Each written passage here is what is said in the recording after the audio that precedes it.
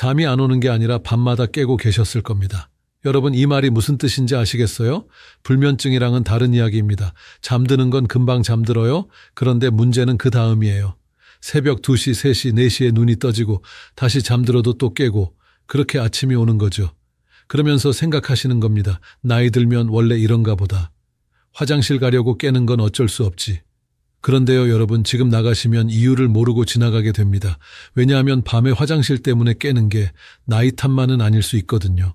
꼭 새벽 이 시간에 눈이 떠진다면 거기엔 이유가 있어요. 그걸 모르고 그냥 잠이 없어졌나 보다로 넘기시면 안 됩니다. 오늘 제가 말씀드릴 내용은요, 진료 시간상 자세히 다루기 어려운 생활 쪽 포인트들입니다. 검사에서 큰 이상이 없더라도 생활 속 패턴 때문에 반복될 수 있는 그런 경우요. 그래서 오늘은 좀 길게 말씀드릴 겁니다. 천천히 끝까지 들어보시면 아, 그래서 내가 그랬구나 하실 겁니다. 자, 시작하겠습니다.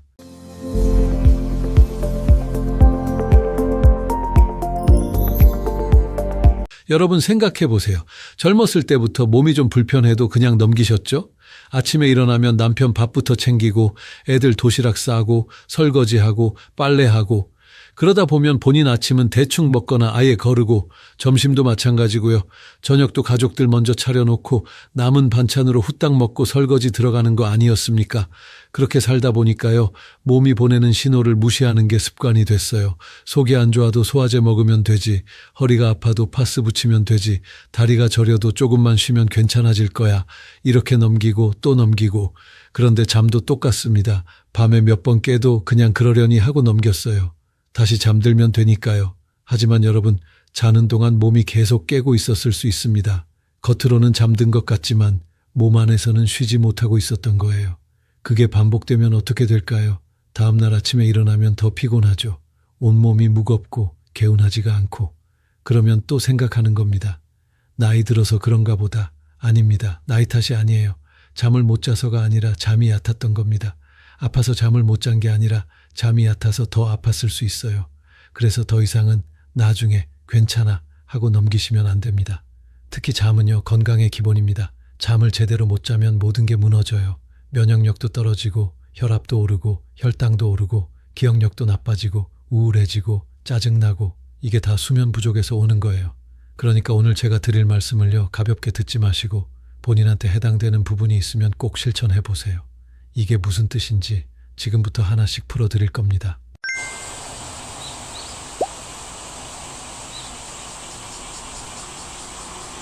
여러분, 이런 말 많이 들어보셨죠? 나이 들면 원래 잠이 없어. 노인들은 새벽에 일찍 일어나는 게 당연해. 화장실 자주 가는 건 어쩔 수 없어. 네, 맞습니다. 나이가 들면 수면 패턴이 바뀌긴 합니다. 젊었을 때처럼 깊게 오래 자기는 어려워요. 그런데요, 그게 밤에 서너 번씩 깨도 괜찮다는 뜻은 아니에요. 많은 분들이 이렇게 생각하십니다. 나는 불면증은 아니야. 잠은 잘 자니까. 잠들기는 잘 잠들어요. 누우면 금방 자요. 그런데 문제는 깨는 거예요. 1시간, 2시간 자다가 깨고 다시 자다가 또 깨고 이걸 반복하다 보면 아침이 됩니다. 시계로는 6시간 잤다고 나오는데 막상 몸은 쉰 것 같지가 않아요. 왜냐하면 깊은 잠을 못 잤거든요. 잠에는 얕은 잠과 깊은 잠이 있는데 깊은 잠을 자야 몸이 회복되고 뇌가 쉬고 면역이 정리됩니다. 계속 깨면 그 깊은 잠으로 못 들어가요. 그래서 자는 동안 쉬어야 할 몸이 밤새 일하고 있었던 겁니다. 이게 몇 달, 몇 년 계속되면요. 낮에도 피곤하고 집중이 안 되고 머리가 무겁고 소화도 안 되고 혈압도 오르고. 그런데 병원 가면 특별한 이상은 없으시네요. 검사 수치로는 안 나오니까요. 하지만 여러분, 몸은 알고 있습니다. 뭔가 이상하다는 걸요. 그래서 오늘 제가 말씀드리는 겁니다. 밤에 자주 깨는 게 그냥 나이 탓으로 넘길 문제가 아니라는 것을요. 그럼 왜 깨는지 지금부터 말씀드릴 겁니다. 자, 그럼 이제 본격적으로 들어가 보겠습니다. 왜 밤에 자주 깨는지 가장 흔한 이유들부터 하나씩 짚어드릴게요. 첫 번째, 화장실입니다. 밤에 화장실 때문에 깨는 분들 정말 많으시죠? 한 번도 아니고 2번, 3번, 심하면 4번까지도 깨요. 그러면 다들 이렇게 생각하세요. 방광이 약해진 건가? 나이 들어서 그런가? 물론 나이가 들면 방광 용량이 조금 줄어들긴 합니다. 그리고 골반 근육도 약해지면서 소변을 참는 힘이 떨어지기도 하죠. 그런데요, 밤에만 유독 화장실을 자주 간다면요? 낮에는 그렇게 자주 안 가는데 밤에만 자꾸 깬다면요? 이건 방광 문제만으로 설명되지 않는 경우가 많습니다. 방광 문제도 가능하지만 수면의 깊이와 타이밍을 같이 봐야 하는 거예요. 우리 몸은요, 잠이 깊게 들면 밤에 소변 생성이 줄어들도록 조절하는 호르몬 시스템이 있습니다. 그런데 나이가 들거나 수면 상태에 따라 그 조절이 약해질 수 있어요. 그러니까 소변이 계속 만들어지고 방광이 차면 눈이 떠지는 거죠. 그리고 또 하나, 이건 중요한 건데요. 잠이 얕으면 방광에 소변이 조금만 차도 신경이 예민해져서 깨게 됩니다. 원래 같으면 안 깰 정도인데 잠이 얕으니까 깨는 거예요. 그러니까 화장실 가려고 깨는 게 아니라요. 잠이 얕아서 깨는 건데 마침 방광에 소변이 좀 차 있으니까 화장실을 가게 되는 겁니다. 순서가 바뀐 거예요. 그래서 이런 분들은요, 물을 줄인다고 해결이 안 됩니다. 저녁에 물 안 마셔도 밤에 또 깨요. 왜냐하면 근본 원인이 물이 아니거든요. 물론 자기 전에 물을 너무 많이 드시면 안 되긴 합니다. 그건 당연한 거고요. 하지만 물을 조절했는데도 계속 깬다면 이건 수면의 질 문제라고 보셔야 돼요. 그리고 또 하나 알아두셔야 할게요. 신부전이나 하지 부종이 있으면 밤에 소변이 더 많이 나올 수 있습니다. 낮에는 중력 때문에 물이 다리 쪽에 고여 있다가 밤에 누우면 그게 순환되면서 소변으로 나오는 거거든요. 그래서 다리가 자주 붓거나 숨이 차거나 하는 증상이 함께 있다면 이건 꼭 병원에서 검사를 받아보셔야 합니다. 즉, 물을 끊는 문제가 아니라 수면 깊이를 살리는 문제일 수 있습니다. 두 번째, 새벽 각성입니다. 여러분 혹시 꼭 새벽 3시, 4시, 5시 이 시간대에 눈이 떠지는 분 계세요? 그것도 거의 매일 비슷한 시간에요. 이거요, 우연이 아닙니다. 우리 몸에는 생체 리듬이라는 게 있어요. 서케디안 리듬이라고 하는데요. 이게 낮과 밤을 구분하고 잠들고 깨는 주기를 조절하는 시스템이죠. 이 리듬은요, 빛과 어둠, 식사 시간, 활동 패턴 같은 것들에 영향을 받습니다. 그런데 나이가 들면 이 리듬이 조금씩 앞당겨집니다. 젊었을 때는 밤 11시에 자서 아침 7시에 일어났다면 나이 들면 밤 9시에 졸리고 새벽 5시에 눈이 떠요.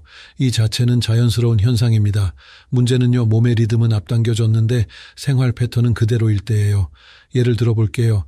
저녁 9시쯤 졸린데 TV 보느라 버티다가 11시에 잠자리에 들었어요. 그럼 몸은 이미 2시간 전부터 자고 싶었던 거예요. 그런데 억지로 버틴 거니까 잠이 깊게 안 들어요.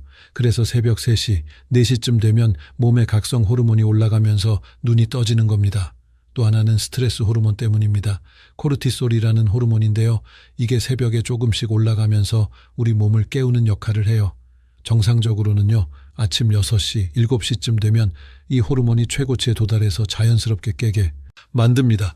그런데 스트레스를 많이 받거나 혈당 조절이 안 되거나 염증이 있거나 하면요, 이 호르몬이 필요 이상으로 많이 나오고 시간도 빨라집니다. 그러면 새벽 3시, 4시에 확 깨는 거예요. 깨고 나면 다시 잠들기도 어렵죠. 머릿속이 복잡해지고 이것저것 생각나고 내일 뭐 해야 되지? 아까 그 사람이 왜 그런 말을 했을까? 아이들은 잘 지내고 있나? 이런 생각들이 꼬리를 물고 이어지면서 점점 잠이 멀어지는 겁니다. 그래서 새벽 각성이 계속되는 분들은요, 단순히 나이 들어서 그렇다가 아니라 몸 안에 뭔가 신호가 오고 있다고 봐야 합니다. 스트레스 관리가 필요할 수도 있고 혈당 조절이 필요할 수도 있고 생활 리듬을 맞춰야 할 수도 있어요. 즉, 의지 문제가 아니라 리듬이 앞당겨진 신호일 수 있습니다. 세 번째, 통증입니다. 무릎이 아파서 허리가 결려서 어깨가 뻐근해서 밤에 깨는 분들 많으시죠? 그런데요, 낮에는 괜찮은데 밤에만 유독 아프다면요, 이것도 잠의 깊이와 관계가 있어요. 낮에는 움직이고 정신이 또렷하니까 통증을 덜 느낍니다. 물론 아프긴 하지만 다른 일에 집중하면서 참을 만해요. 그런데 밤에 누워 있으면요, 통증이 더 크게 느껴져요. 왜냐하면 딱히 다른 자극이 없으니까 뇌가 통증 신호에 집중하게 되거든요. 그리고 여기서 중요한 게요, 잠이 깊으면 통증 신호가 차단됩니다. 깊은 잠을 자는 동안에는 뇌에서 엔도르핀 같은 진통 물질이 나와서 통증을 못 느껴요. 그런데 잠이 얕으면요, 통증이 그대로 느껴지니까 깨게 되는 겁니다. 그리고 반대로 생각해 보세요. 통증 때문에 깨면 또 잠이 얕아져요. 깊게 못 들어가니까 다시 통증이 느껴지고 이게 악순환이 되는 거죠. 특히 여성분들은요, 젊었을 때부터 관절을 많이 쓰셨잖아요. 집안일 하면서 무릎 꿇고 쪼그려 앉고 빨래 널면서 팔 들고 청소하면서 허리 구부리고 김장하면서 하루 종일 쪼그려 앉아 계시고 그렇게 쌓인 피로가 밤에 나타나는 겁니다. 낮에는 버티다가 밤에 누우면 몸이 풀어지면서 통증이 올라오는 거예요. 그래서 관절이나 허리 때문에 밤에 자주 깬다면요, 낮에 어떻게 몸을 쓰는지도 같이 봐야 합니다. 오래 서 있거나 무거운 걸 들거나 같은 자세로 계속 있으면 관절과 근육에 무리가 가요. 그걸 밤에 회복하려고 하는데 잠이 얕으면 회복이 안 되는 거죠. 그리고 또 하나, 관절염이 있으신 분들은요, 밤에 염증 반응이 더 심해질 수 있습니다. 류마티스 관절염 같은 경우는 특히 아침에 뻣뻣한 증상이 심한데 이게 밤 동안 염증이 올라가면서 생기는 거거든요. 그래서 관절 통증으로 밤에 자주 깬다면 의사와 상담해서 적절한 관리를 받으시는 게 좋습니다. 즉, 통증이 잠을 깨우고 잠이 통증을 키우는 악순환입니다. 네 번째, 목이 마릅니다. 밤에 목이 말라서 물 마시려고 일어나는 분들 계시죠? 입이 바짝바짝 마르고 목이 칼칼하고, 그러면 보통 이렇게 생각하세요. 낮에 물을 덜 마셔서 그런가? 실내가 건조해서 그런가? 물론 그럴 수도 있어요. 겨울에 난방 때문에 방이 건조하면 입이 마를 수 있죠. 그런데 매일 밤 목이 마르다면요? 이건 다른 이유일 수 있습니다. 첫째, 입으로 숨을 쉬고 있을 가능성이 있어요. 코가 막혀 있거나 코골이를 하거나 무호흡이 있으면 자는 동안 입을 벌리게 됩니다. 그러면 입안이 마르죠. 이게 반복되면요, 목이 아프고 아침에 일어나면 입에서 냄새도 나고 잇몸도 안 좋아질 수 있어요. 둘째, 혈당 문제일 수 있어요. 혈당이 높으면 몸에서 수분을 빼앗아 가거든요. 소변으로 당을 배출하려고 하니까요. 그래서 목이 마르고 화장실도 자주 가게 되는 겁니다. 특히 당뇨가 있으신 분들이나 혈당 조절이 잘 안 되시는 분들은 밤에 목이 마르는 증상이 흔해요. 셋째, 약 때문일 수도 있습니다. 혈압약 중에서도 이뇨제는 소변량을 늘리니까 목이 마를 수 있고 항히스타민제 같은 알레르기 약도 입을 마르게 할 수 있어요. 우울증 약이나 불안약도 마찬가지고요. 드시는 약이 있으시면 약사 선생님께 여쭤보시는 게 좋습니다. 그러니까 목이 말라서 깬다고 해서 무조건 물만 더 마시면 안 됩니다. 왜 마른지를 먼저 봐야 되는 거예요. 그리고 또 하나, 목이 말라서 깬 밤이 반복됐다면 그냥 우연은 아닙니다. 몸이 신호를 보내고 있는 거예요. 즉 물의 양보다 호흡, 약, 혈당 같은 원인을 봐야 합니다. 다섯 번째, 다리입니다. 자다가 다리에 쥐가 나서 깬 경험 다들 있으시죠? 종아리가 확 당기면서 깨는 거요. 아파서 소리 지르고 남편 깨워서 주물러 달라고 하고. 한 번씩은 괜찮아요. 그런데 자주 반복된다면 이것도 이유가 있어요. 첫째, 전해질 불균형입니다. 칼륨, 마그네슘, 칼슘 같은 미네랄이 부족하면 근육이 경련을 일으켜요. 특히 나이 들수록 이런 영양소가 부족해지기 쉽습니다. 식사를 제대로 못하거나 물을 덜 마시거나 땀을 많이 흘렸을 때 전해질이 빠져나가요. 둘째, 혈액순환 문제예요. 다리 쪽으로 피가 잘 안 돌면 근육에 산소와 영양이 제대로 안 가서 쥐가 날 수 있어요. 특히 다리 정맥에 문제가 있거나 동맥경화가 있으면 순환이 더 안 되죠. 셋째, 낮에 다리를 너무 많이 썼거나 반대로 너무 안 움직였거나 둘 다 문제가 될 수 있어요. 오래 서 있거나 걸으면 근육이 피곤해져서 쥐가 날 수 있고 하루 종일 앉아만 있어도 순환이 안 돼서 쥐가 날 수 있어요. 그리고 이것도 잠의 깊이와 연결돼 있습니다. 잠이 얕으면 근육이 제대로 이완이 안 돼요. 그러니까 긴장 상태가 유지되면서 쥐가 더 잘 나는 거죠. 또 하나, 다리가 저리거나 불편해서 깨는 경우도 있어요. 하지불안증 후군이라고 해서 자려고 누우면 다리가 근질근질하고 움직이고 싶은 증상이 있거든요. 이게 심하면요, 누워 있질 못해요. 다리를 움직이고 싶어서 계속 뒤척이게 되고 그러면 당연히 잠을 못 자죠. 이것도 철분 부족이나 도파민 문제와 관련이 있다고 알려져 있는데 정확한 진단은 의사와 상담해야 합니다. 어쨌든 다리 때문에 밤에 깬다면 단순히 나이 들어서 그렇다가 아니라 몸의 균형이 깨진 신호일 수 있다는 거예요. 즉 단순 피곤함이 아니라 순환, 영양, 긴장 신호일 수 있습니다. 자, 여기까지 들으시면서 어떤 생각이 드세요? 아, 나도 저런 증상이 있는데 밤에 깨는 게 그냥 나이 탓만은 아니구나. 맞습니다.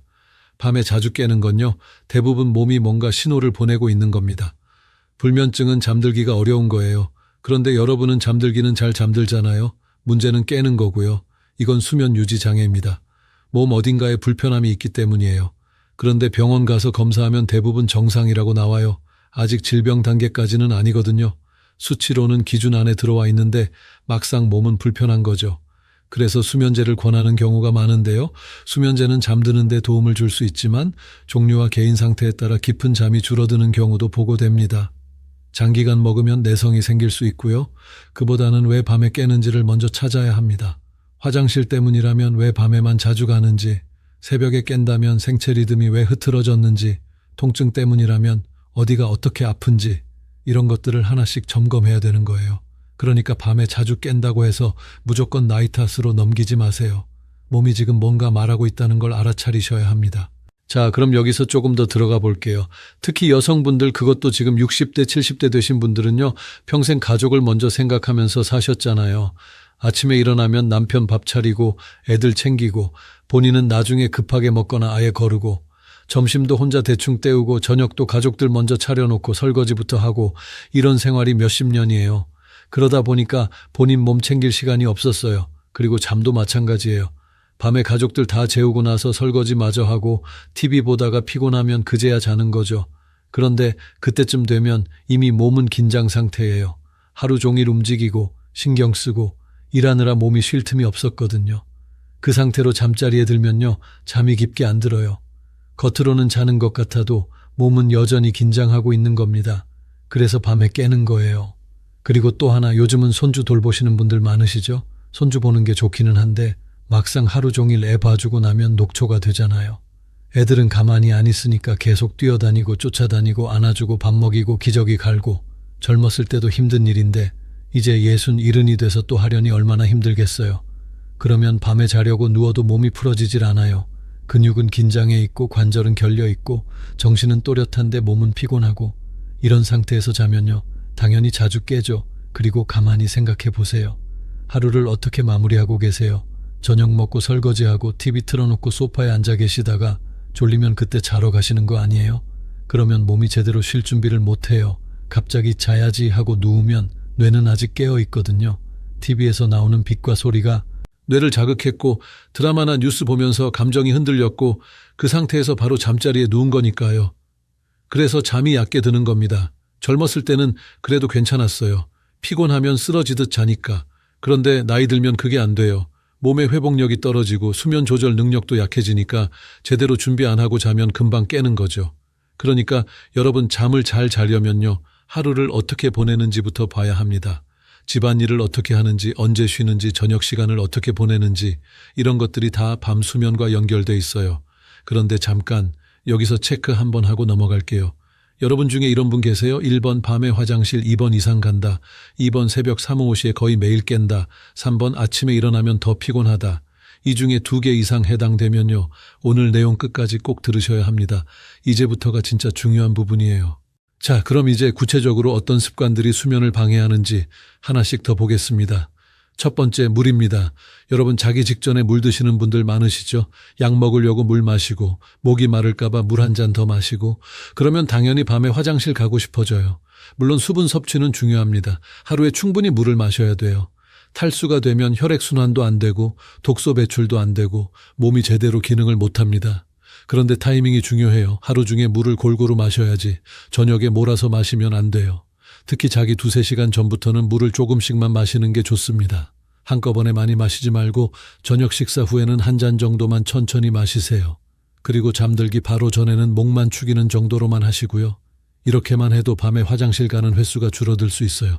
두 번째, TV하고 스마트폰입니다. 여러분, 자기 전에 TV 보시죠. 요즘은 스마트폰으로 유튜브도 보시고 카톡도 하시고 뉴스도 보시고. 그런데 이게 문제예요. 화면에서 나오는 빛이 뇌를 각성시킵니다. 특히 블루라이트라는 건데 이게 멜라토닌이라는 수면 호르몬을 억제해요. 멜라토닌은요, 어두워지면 뇌에서 분비되는 호르몬입니다. 이게 나와야 우리가 졸리고 잠들 수 있어요. 그런데 밝은 빛을 보면요, 뇌는 아직 낮이구나 하고 착각하는 겁니다. 그래서 멜라토닌 분비가 억제되고 잠이 안 오거나 들어도 얕게 드는 거예요. 그리고 또 하나, 내용도 문제입니다. 뉴스 보면 자극적인 내용 많잖아요. 사고 났다, 누가 죽었다, 경제가 어렵다, 이런 얘기들. 그러면 마음이 불편해지고 생각이 많아져요. 드라마도 마찬가지고요. 감정이 흔들리면 뇌가 진정이 안 돼요. 화가 나거나 슬프거나 불안하거나 하면 그 상태로는 잠을 못 자죠. 그 상태로 자면 깊은 잠을 못 잡니다. 그러니까 자기 1시간 전부터는 화면을 끄세요. TV도 끄고 스마트폰도 내려놓고 대신 가벼운 책을 읽거나 조용한 음악을 듣거나 그냥 가만히 앉아 계시는 것도 좋아요. 심호흡을 하거나 간단한 스트레칭을 하거나 몸이 이제 잘 시간이구나 하고 준비할 수 있게 해주는 거예요. 세 번째, 자세하고 환경입니다. 베개 높이, 매트리스 단단함, 이불 두께를 본인 몸에 맞게 조절하세요. 너무 높거나 낮거나 너무 푹신하거나 딱딱하면 몸이 불편해서 깹니다. 그리고 방은 어둡고 조용하게, 온도는 서늘하게 유지하세요. 작은 빛이나 소음도 수면을 방해할 수 있거든요. 이런 것들 하나하나가 다 수면의 질에 영향을 줘요. 네 번째, 식사 후 바로 눕는 습관입니다. 저녁 먹고 나서 소파에 누워 TV 보시는 분들 많으시죠? 배부르니까 졸리고 눕고 싶고. 그런데 이게요, 소화에도 안 좋고 수면에도 안 좋아요. 누우면 위산이 역류할 수 있거든요. 위에 있던 음식물과 위산이 식도 쪽으로 올라오는 거예요. 그러면 속이 쓰리고 트림 나오고 목이 답답하고 가슴이 타는 것 같고, 역류성 식도염이 있는 분들은 증상이 더 심해지죠. 그리고 소화가 덜 된 상태로 자면 몸이 쉬질 못합니다. 자는 동안에도 소화기관이 일해야 되니까요. 그래서 저녁 먹고 최소한 2~3시간은 지나서 자는 게 좋아요. 그동안 가벼운 집안일을 하거나 천천히 걷거나 앉아서 쉬시는 게 좋습니다. 걷기는요, 소화도 도와주고 몸도 풀어주고 잠도 잘 오게 해줘요. 저녁 먹고 10분, 15분만 천천히 걸으셔도 도움이 됩니다. 5번째, 낮 활동량입니다. 하루 종일 집에만 계시고 별로 움직이지 않으시면요, 몸이 피곤하지 않아요. 그러면 밤에 잠이 안 오거나 들어도 얕게 드는 겁니다. 우리 몸은요, 낮에 활동을 해야 밤에 쉬고 싶어 해요. 에너지를 쓰고 근육을 움직이고 심장을 뛰게 하고, 그래야 밤에 회복이 필요한 거죠. 그런데 낮에 아무것도 안 하면 몸은 쉴 필요를 못 느껴요. 물론 너무 심하게 움직이면 오히려 피곤해서 잠을 못 잘 수도 있어요. 과하게 운동하거나 무거운 일을 하면 몸이 흥분 상태가 되거든요. 적당히 움직여야 돼요. 산책을 하거나 가벼운 체조를 하거나 집안일을 하시면서 몸을 쓰시는 게 좋습니다. 햇빛도 쬐고 바람도 쐬고 사람들도 만나고, 이런 활동들이 다 수면에 도움이 됩니다. 그러면 밤에 자연스럽게 피곤해지면서 깊은 잠을 잘 수 있어요. 6번째, 낮잠입니다. 밤에 잘 못 자니까 낮에 졸려서 낮잠을 자시는 분들 많으시죠? 점심 먹고 소파에 앉았다가 그대로 2~3시간씩 주무시는 분도 계세요. 그런데 낮잠을 너무 많이 자면 밤에 잠이 안 와요. 낮에 이미 잠을 많이 잤으니까 밤에 몸이 쉴 필요를 못 느끼는 거죠. 그래서 낮잠은 30분 이내로만 하시는 게 좋습니다. 20분, 30분 정도만 자도 피로가 풀려요. 그리고 오후 3시 이후로는 낮잠을 안 자는 게 좋아요. 너무 늦게 자면 밤 수면에 영향을 주거든요. 만약 낮에 너무 졸리다면 잠깐 눈을 붙이기보다는 일어나서 움직이세요. 밖에 나가서 걷거나 얼굴을 씻거나 스트레칭을 하거나, 그렇게 졸음을 쫓으면서 버티다 보면 밤에 더 잘 자게 돼요. 자, 여기까지 듣고 나니까 어떠세요? 그럼 나는 뭘 바꿔야 되는 거지? 이렇게 생각하고 계실 거예요. 걱정 마세요. 지금부터 말씀드릴 건요, 약도 아니고 치료도 아니고 그냥 생활 속에서 조금씩 바꿀 수 있는 것들입니다. 이 정도만 해도 충분합니다. 첫 번째, 잠자는 시간을 규칙적으로 맞추세요. 매일 비슷한 시간에 자고 비슷한 시간에 일어나는 게 중요해요. 주말이라고 늦게까지 자거나 낮잠을 너무 오래 자면 밤에 잠이 안 와요. 그러니까 아침에는 정해진 시간에 일어나시고 낮잠은 30분 이내로만 하세요. 그리고 밤에도 정해진 시간에 잠자리에 드는 겁니다. 예를 들어 밤 10시에 자고 아침 6시에 일어난다고 정하면 매일 그 시간을 지키는 거예요. 처음엔 좀 어색하고 힘들 수 있어요. 아직 안 졸린데 억지로 누워야 되고 좀 더 자고 싶은데 일어나야 되고. 그런데 1주일, 2주일 계속하면 몸이 적응해요. 우리 몸에 생체 시계가 있거든요. 매일 같은 시간에 자고 일어나면 그 시계가 맞춰지는 겁니다. 그러면 자연스럽게 그 시간에 졸리고 그 시간에 깨게 돼요. 그리고 깨는 것도 줄어듭니다. 2번째, 자기 전 루틴을 만드세요. 잠들기 1시간 전부터요, 매일 똑같은 행동을 반복하는 겁니다. 예를 들면요, 따뜻한 물로 세수하기, 가벼운 스트레칭 하기, 조용한 음악 듣기, 책 몇 페이지 읽기, 차 한 잔 마시기, 일기 쓰기, 이런 것들이요, 뇌에게 신호를 보내요. 이제 잘 시간이야 하고요. 그러면 몸이 자연스럽게 수면 모드로 전환됩니다. 처음엔 효과가 바로 안 나타날 수 있어요. 그런데 꾸준히 하면 뇌가 학습을 해요. 아, 이걸 하면 잘 시간이구나 하고 알아채는 거죠. 그러면 그 루틴만 시작해도 졸음이 오게 되는 겁니다. 파블로프의 개처럼요. 종소리만 들어도 침이 나오는 것처럼 잠자기 루틴만 시작해도 졸음이 오는 거예요. 3번째, 낮에는 햇빛을 쬐고 저녁은 가볍게 일찍 드세요. 아침이나 오전에 30분 정도 햇빛을 받으면 생체 리듬이 정상화되고 밤에 잠이 잘 와요. 산책하거나 창가에 앉아 계시기만 해도 됩니다. 그리고 저녁은 자기 3시간 전까지 가볍게 드세요. 너무 배부르게 먹거나 기름진 음식을 먹으면 소화 때문에 잠을 못 자요. 카페인 음료, 커피, 녹차, 홍차는 오후 2~3시 이후로는 피하시고요. 4번째, 침실은 오직 잠만 자는 공간으로 만드세요. 침대에서 TV 보거나 스마트폰 하거나 책 읽거나 하지 마세요. 침실은 오직 잠자는 곳이라고 뇌에게 학습시키는 겁니다. 그러면 침대에 누웠을 때 자동으로 잠이 오게 돼요. 만약 침대에 누웠는데 20분 넘게 잠이 안 오면요, 일어나세요. 그리고 다른 방에 가서 조용히 앉아 계시다가 졸리면 그때 다시 침대로 가는 겁니다.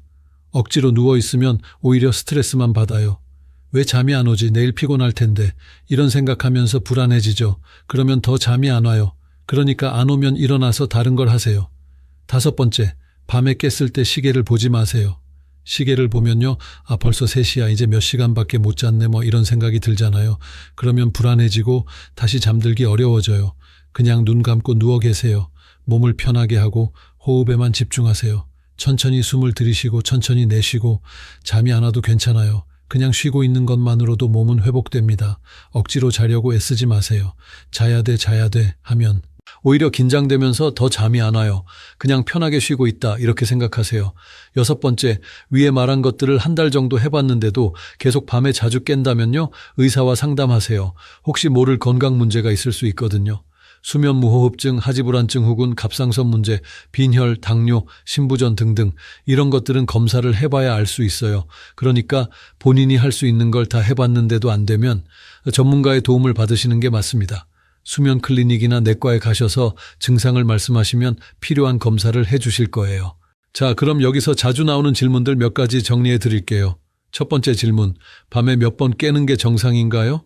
나이가 들면 한두 번 깨는 건 자연스러울 수 있어요.